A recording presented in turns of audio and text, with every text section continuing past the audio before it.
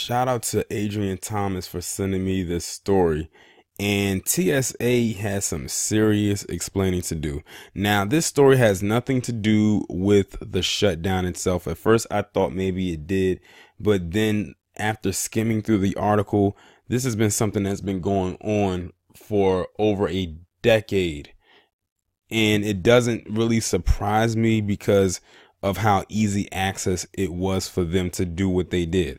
But basically what happened is, it says for more than a decade, TSA workers were able to help a Puerto Rican based ring smuggle $100 million worth of cocaine through their airport.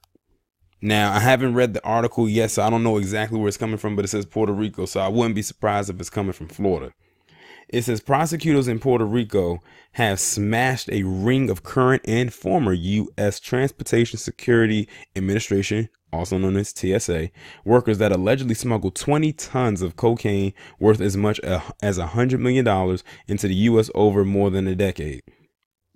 A dozen members of the alleged ring, including TSA workers and airport employees, were indicted February 8th in the District of Puerto Rico on charges of conspiracy to possess with intent to distribute cocaine. U.S. Attorney for the District of Puerto Rico, Rose Amelia Rodriguez Velez, announced. Authorities said the federal employees used their position as TSA baggage screeners to weigh massive amounts of coke through security.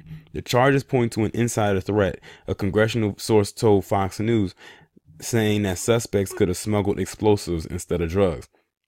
These individuals were involved in a conspiracy to traffic massive quantities of illegal narcotics to the continental United States. Beginning in 1998, some 3 years before the formation of the TSA, the suspects allegedly smuggled suitcases containing up to 15 kilograms of cocaine through the TSA security systems at the Luis Munoz Marin International Airport in San Juan, prosecutors said. As many as 5 mules or human smugglers were used on each flight, with each checking up to 2 suitcases, according to authorities. During the 18-year conspiracy, the suspects sent 20 tons of cocaine into the U.S. The development comes on the back of a House Homeland Security report last week that found gross irregularities in employee screening at major airports. The defendants, including 6 current and former TSA employees, Jose Cruz Lopez, Luis Vasquez Acevedo, Kayla, it's a lot of foreign sounding names, so excuse me if I butcher some of them. Kayla Carrasquillo, Carlos Rafael Adorno Geraldo, Antonio Vargas Saavedra, and Daniel Cruz Echeverria. All were security and baggage screeners who were checked and carried on luggage that was to be placed on outbound flights. It says the suspects allegedly worked with co-defendants as well. It says other suspects included an alleged mule and another person who prosecutors said helped load luggage onto planes. The suspects could face 10 years to life in prison if convicted. Now, this story, like I said, did not come from the shutdown because this story is actually a relatively old story. It actually was reported back in 2017. Now, of course, I didn't know about this story, so it's new to me. But the reason why I'm bringing up this story is because I would not be surprised if this is still happening today.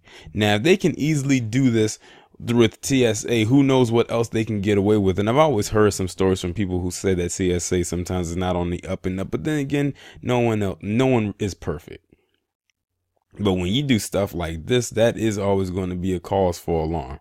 I mean, $100 million worth of cocaine. Like, they had this thing down to a T up until they got caught. And it said for more than a decade.